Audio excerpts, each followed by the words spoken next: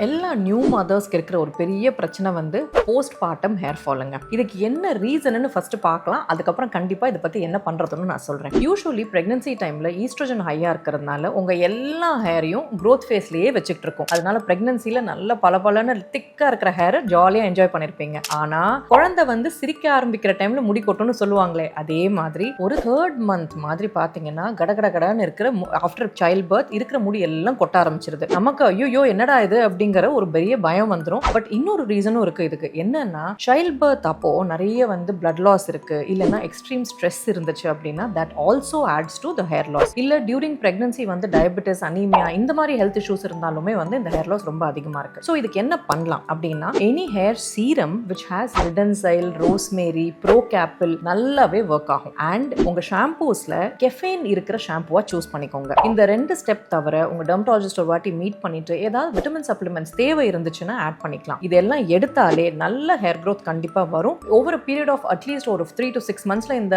Hair fall stop ஆயிட்டு புது hair கண்டிப்பா க்ரோ ஆகும். மதர்ஸ் கவலைப்படாதீங்க, கொட்டின முடியெல்லாம் கண்டிப்பா வளர்ந்துரும். You will get back your nice hair. Okay, take care.